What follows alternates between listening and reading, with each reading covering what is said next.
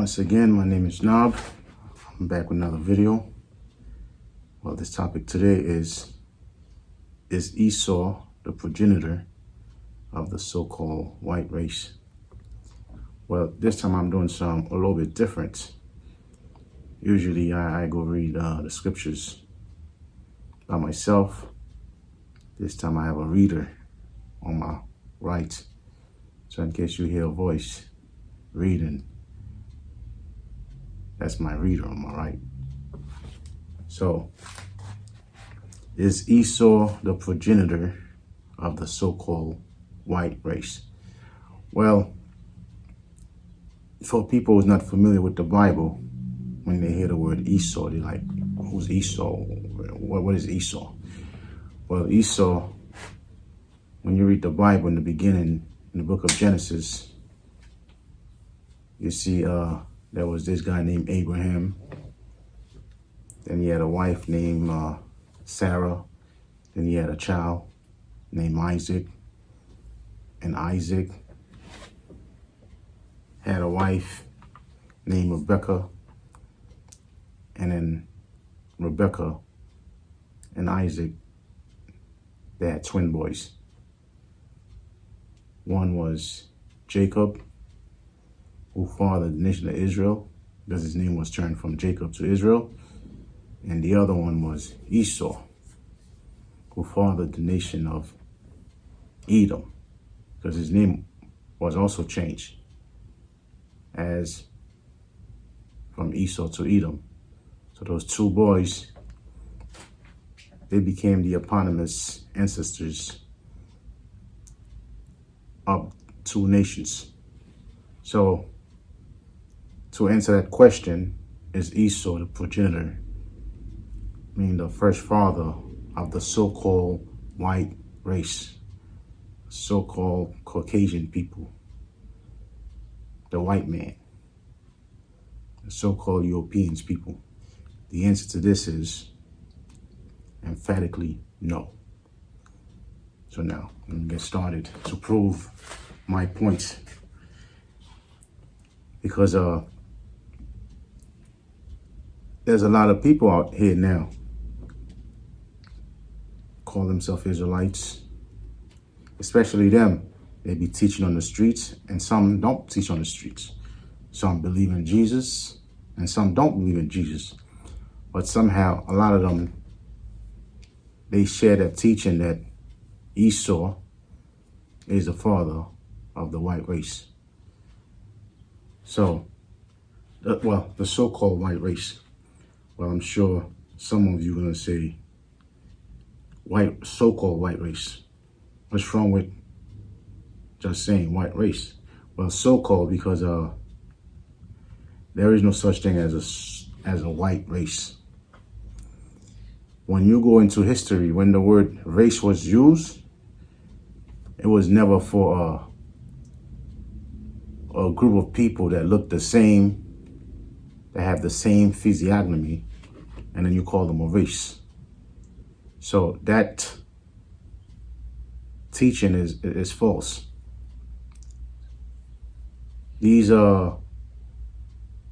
eugenicists, these sociologists, anthropologists, back then, especially in France and Germany, and later America, they started this white race thing. Well, they started grouping people into races. Before that, when you read the word race in history, it wasn't about a group of people, it was just a nation. And then race was also referring to a group of people running. Race was never for a group of people worldwide with the same physiognomy to be called race. So white supremacy created the race theory. They modeled it after the caste system that another fictitious group of people called the Aryan race started something called a caste system. They had a caste system where they had white, those were the top, and you had black, and you had the mixed people, and so forth. The mixed people, they were the untouchables. So when white supremacy started, so they went and studied the so-called Aryan race theory, and then they went and lied in history and said there was a so-called Aryan invasion in India. And then these people that came out of nowhere, they took over India. They were the Aryans, and they were white. And then they created the caste system. Well, there was a caste system in India. When they grouped people according to colors, it was never skin color.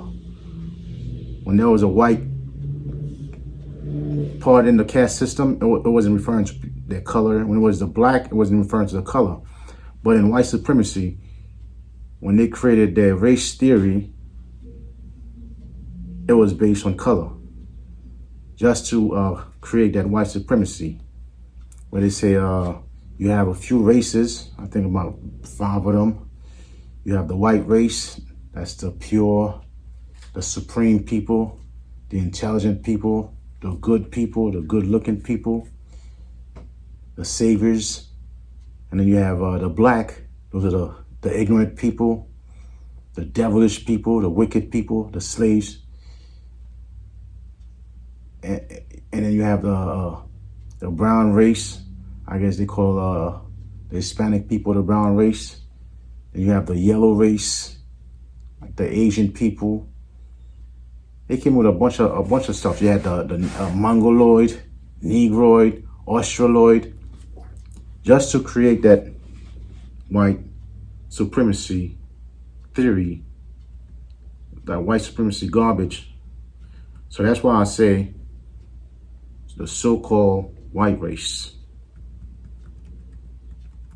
So those of you who believe in that white supremacy, white theory, that racist theory that they started in the late 1800s, early 1900s, you might as well flush that down the toilet. So let me get back to the topic. So now that I break down who started that race theory thing and why. Now let's get back to Esau. Was Esau the father of those people that we call so-called white? So there is no such thing as a black race. Even when you look at my skin, I don't look black at all. My shirt is black. But white supremacy called me black. It's just like for those of you who watched the movie Malcolm X, when Malcolm X was trying to prove a point when he was in jail, say, look, you guys came with the black thing because the black, whatever fallacy you were pushing just to make me feel inferior. When you go to the dictionary, and he was reading the definition to them. When you go to the dictionary, black is identified as everything that's evil, ignorance. So that's all according to white supremacy. So now, we're gonna go to the Bible now and really start delving into Esau. So we're going to start with, since the topic is whether Esau is the father, the progenitor of the so-called white race. We're going to go to Genesis 25, verse 21. This is the topic. And I said I have a reader that's going to read for me Genesis 25. We're going to start with verse 21.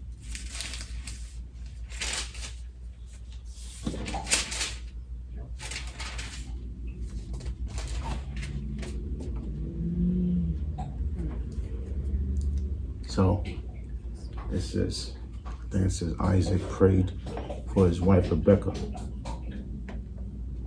Okay, I got a turtle back there that's making noise. You better relax. No noise. Genesis 25, verse 21. So, I think the next page. Yeah. Verse 21. That's like 4 different versions you have right there. 21. Yeah. Isaac prayed to the Lord on behalf of his wife because she was childless. The Lord answered his prayer and his wife Rebecca became pregnant. Okay, so we're going to go to the beginning of Esau. So his father Isaac had his wife, and his wife couldn't get pregnant. Just like Isaac's mother, Sarah, couldn't get pregnant. Now, Isaac is dealing with the same thing that his father, Abraham, was dealing with. So she couldn't get pregnant, so Isaac went and prayed to the Most High for his wife to get pregnant. All right. The babies jostled each other within her, and she said, "Why is this happening to me?" So she went to inquire of the Lord. Okay, let me stop you because the last verse, I didn't hear the part. He went and prayed to the Most High, and then she got pregnant. And then now, after she got pregnant, she had 2 boys in her belly, in her womb. And it says, the baby, they were fighting. They were fighting. Go ahead, read that again. Jostled. The babies jostled each other within her, and she said, "Why is this happening to me?" Okay, so the baby, 2 babies inside the belly, they were wrestling. They were fighting with each other. Now she got puzzled. And she's like, wow. Okay, so I couldn't get pregnant. Now that I'm pregnant, why this thing is happening inside my stomach now? Now you got these 2 dudes, twins. There's a fight going on. There's a war going on inside my belly. Go ahead. The Lord said to her, 2 nations are in your womb, and 2 peoples from within you will be separated. Okay. So she went and asked the Most High. She went and inquired of the Most High. What's going on? And then the answer was, the Most High told her. The Most High told her, those 2 boys you have inside your belly, they are 2 nations. They are 2 nations. They're going to be 2 nations of people. They're going to be the fathers of 2 nations of people. And they're going to be totally 2 different type of nations, of people, 2 matters of people. And do you have the New King James Version? Yeah. Read it in the New King James Version. It's gonna be close to the King. Oh, do you also have the King James Version? Okay, read the King James Version. Or verse 22. Yeah. And the Lord said to her, 2 nations are in your womb. 2 nations are in your womb. So those 2 boys will become the eponymous ancestor of 2 nations. So you have 2 nations in your womb. And what else? 2 peoples shall be separated from your body. 2 people shall be separated. In other words, 2 different nations, and they're gonna be separated. They're not gonna mingle and be 1 nation. Shall be separated from birth to go start their own nation. Go ahead. 1 people shall be stronger than the other. 1 people shall be stronger than the other. And the older shall serve the younger. And the older shall serve the younger. So they're not going to be the same type of nation. One going to be a stronger nation than the other nation. And the older nation, the older boy that comes out, the first boy that comes out, he's going to be serving, his nation will be subservient to the other nation. Go ahead. So when her days were fulfilled for her to give birth, indeed there were twins in her womb. Well, there was a fight, so we already know there was twins. And the first came out red. He was like a hairy garment all over. So That's King James. That's not King James. It is. King James or New King James? New King James. Oh, New King James. So there's no King James because I know the King James would say the first came out red all over like a hairy garment. Well, that's in the New International Version. Okay, so that's how. So I know how the King James phrases it, but it's basically the same thing. It's very similar. So the first one gonna come out red and looking like a carpet. His body filled with hair. Now, people who read this, especially those Israelites out there that's speaking on the streets, and they say, well, you see, it says red, which means he's a white boy coming out. Although they also teach that the parents, they were Negroes, black people, but somehow this little boy was born looking like Donald Trump. So you know that doesn't sound normal at all. The mother, the parents, the mother and the father, they look like Wesley Snipes and his wife. But they had twins. The first boy came out like Joe Biden. This makes no sense at all. You know, and then it says red because red means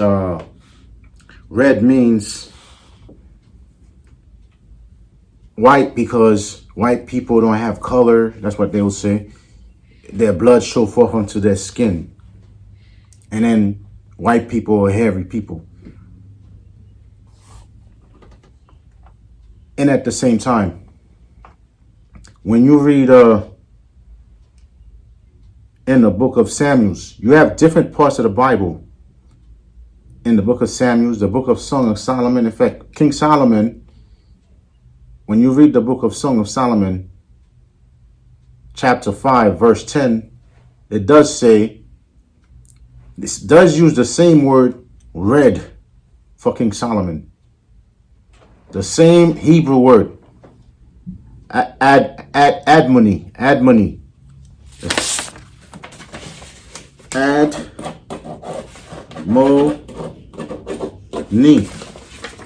Well, I don't know if it's backward. If you know, admoni. That's the Hebrew word. The pen is very light, so you guys may not be able to see it. But in case you do see it, admoni. That's the Hebrew word.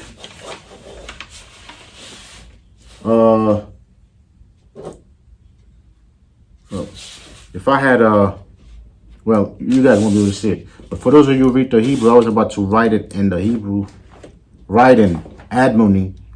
That means red. That same word is used for King David. In certain translation of the Bible, instead of saying red, they say ruddy, which means the same exact thing because the same Hebrew word, admoni. In 2 Samuel's, I believe, let me see, 2 Samuel's 12,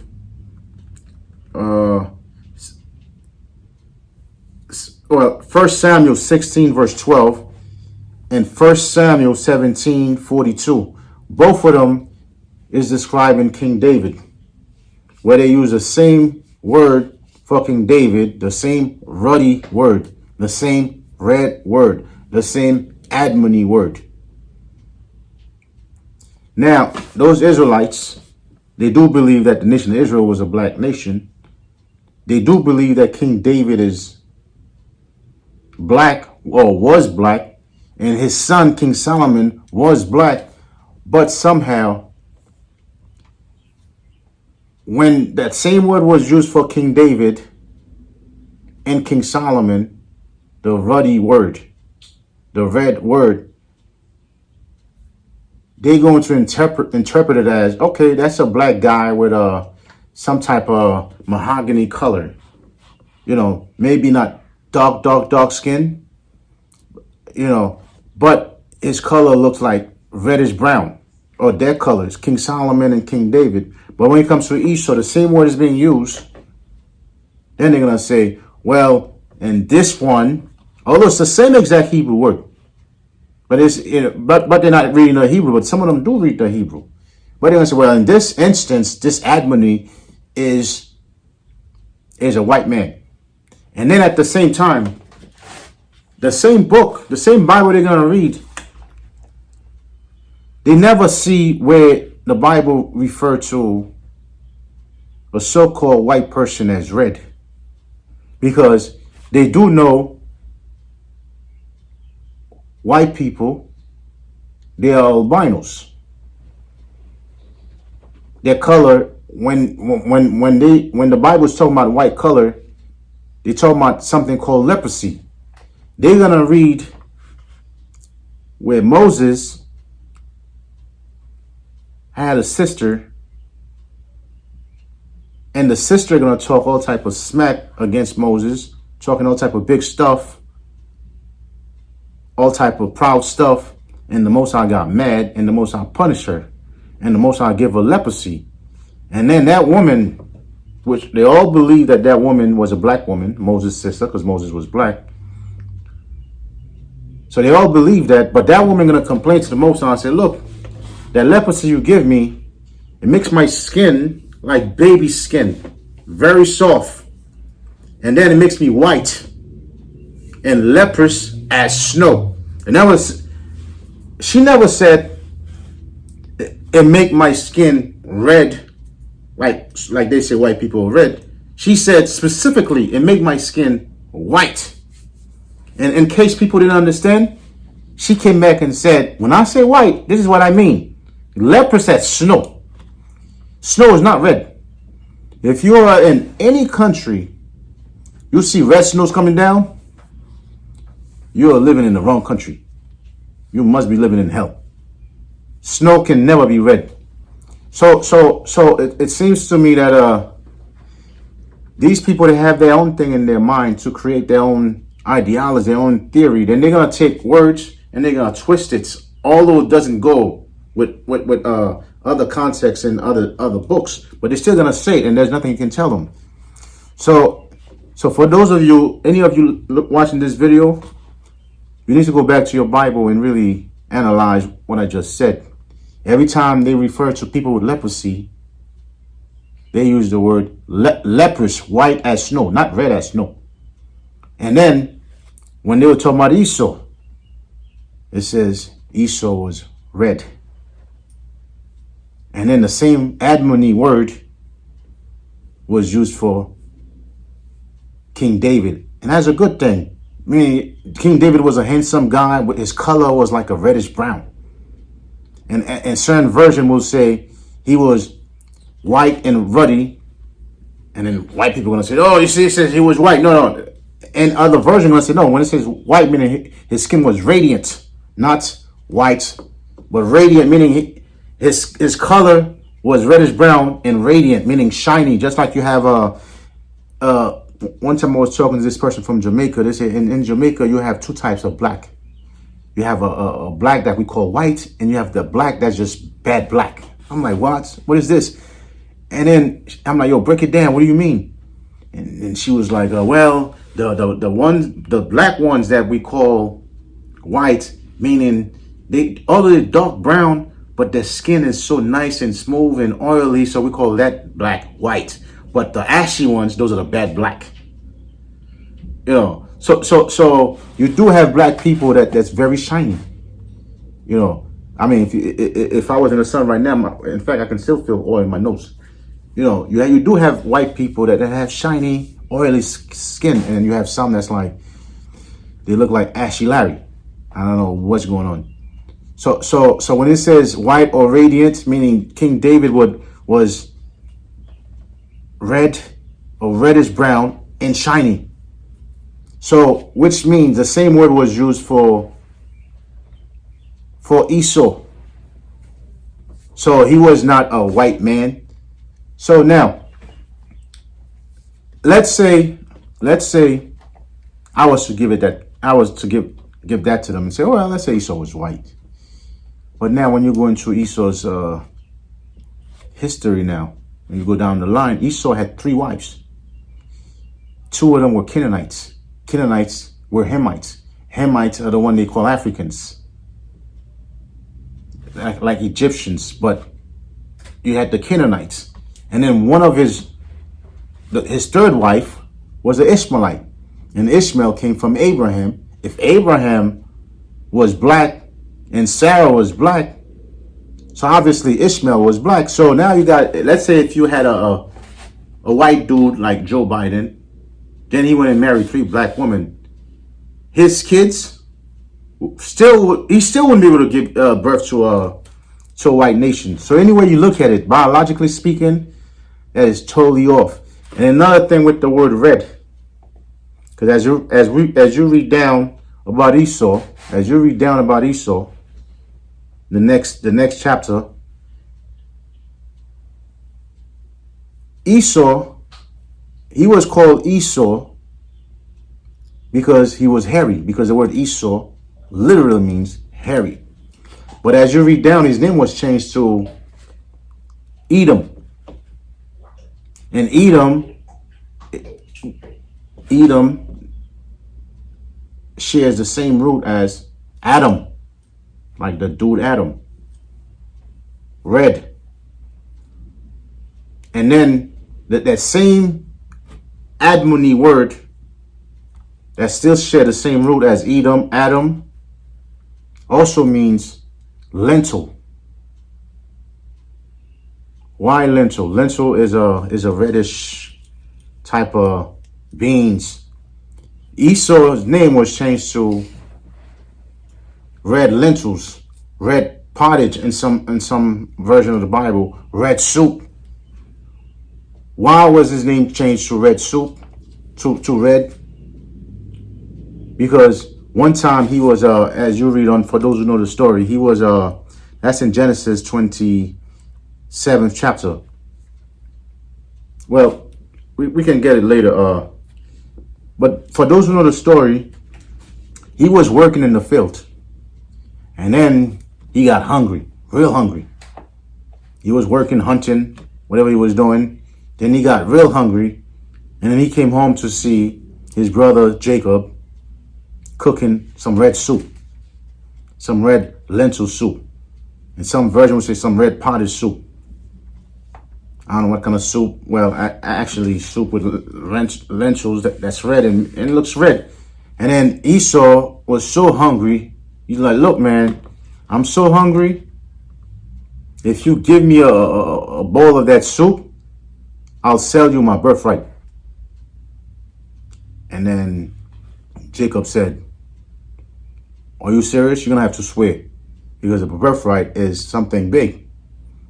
Something very big. Well, you're going to have to swear to me. But when you really analyze the story, it definitely looks to me that Jacob wasn't aware of what the Most High told his mother before he was born. The prophecy that the Most High told Rebecca, say, look, the first dude that comes out, he's going to be the slave. The second dude, going to have the birthright. So if Jacob knew, I don't know, maybe the Most High told Rebecca that. Either Rebecca told Jacob and his father Isaac, and they told Rebecca, man, get out of here with that thing. Where'd you get that thing from? Either they told her that, say, man, you bugging. The Most High never told you this. Or she never told him. But obviously, Jacob buying a birthright that already belonged to him to begin with for a bowl of soup. Obviously, Jacob wasn't aware what was going on. And then not only that, as you read on again, after Jacob bought something that already belonged to him, the birthright, then he had to trick his father. His mother, Rebecca, had him trick his father to get the birthright by pretending to be Esau, the hairy guy, the hairy guy, by pretending to be Esau. So obviously, again, Isaac wasn't aware of the prophecy that my reader already read the elder shall serve the younger. Meaning Esau, which came out first, because it says the first came out hairy. Well, the first came out red all over like a hairy garment. So that was Esau.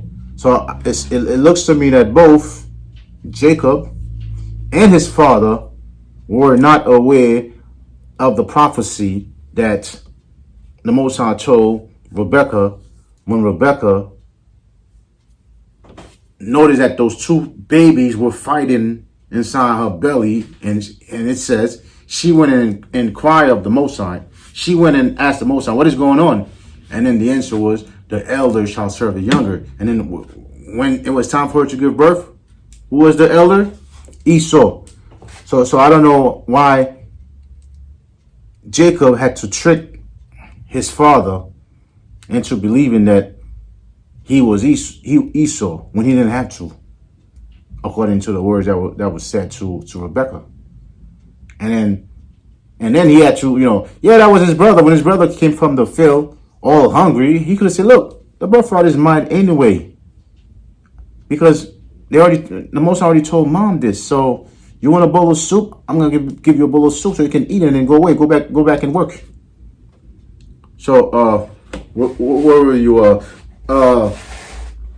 Last thing I want to say with the word red.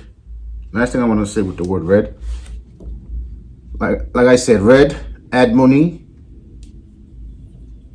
It shares the same root as Adam. Why Adam? Because Adam also red, because Adam was form of the red soil, red ground. And it shares the same as Edom, which is Esau's name, which is also red. And man was form of the dust of the ground.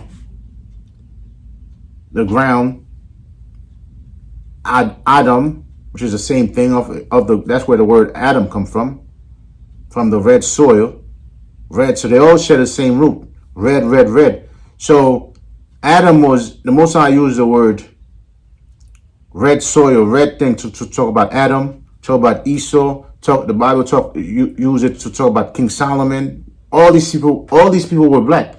King David, all these people were black, but a reddish brown looking like the red soil.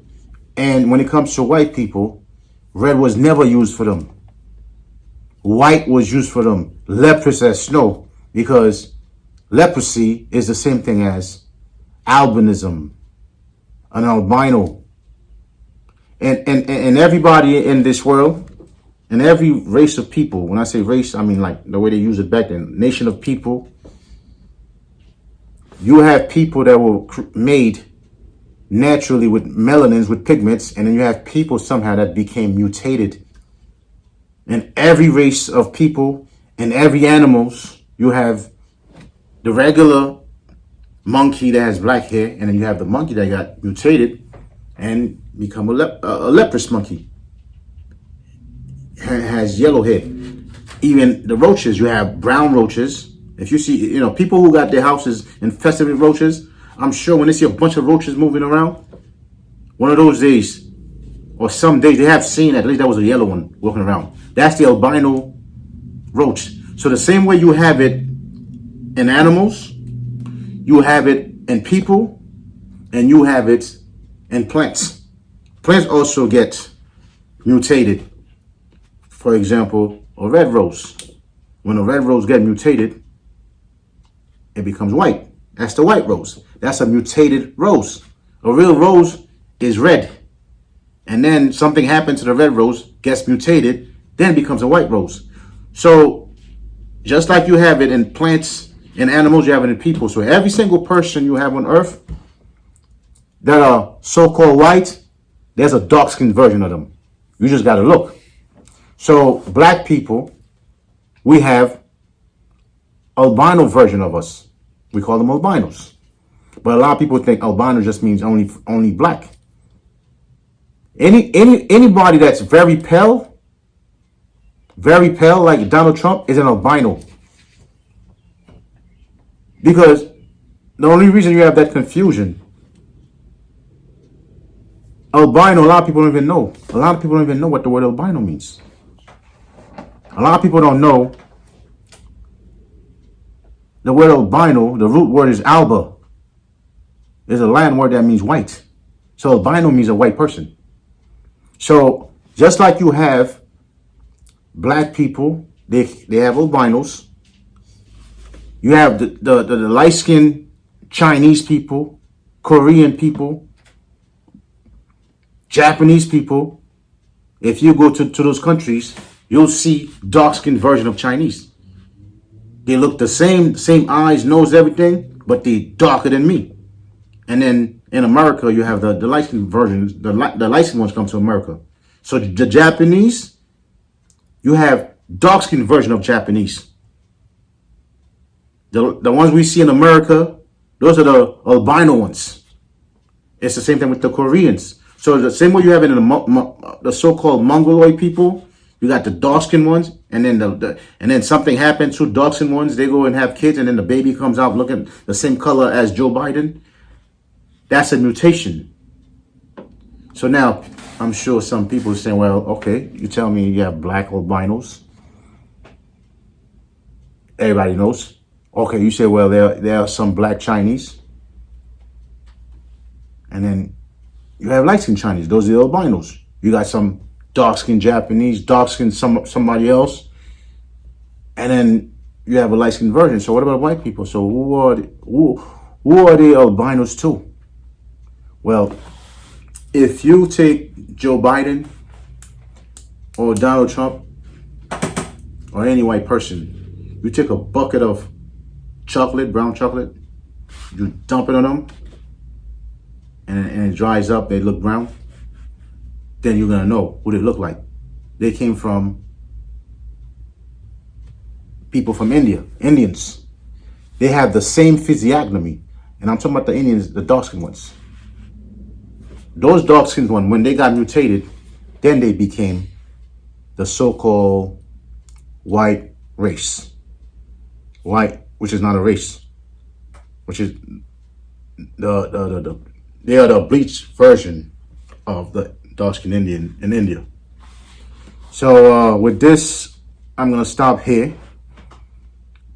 This is part one of this one, and I gotta continue with part two and say more, because the topic is Esau, the brother of Jacob, the progenitor of the so-called white race. Whoever watched this video, I'm sure you already feel like, look, if you agree with me, you already know, you already see the answer. I already told you the answer. I said enough. So with this, I'm gonna say shalom.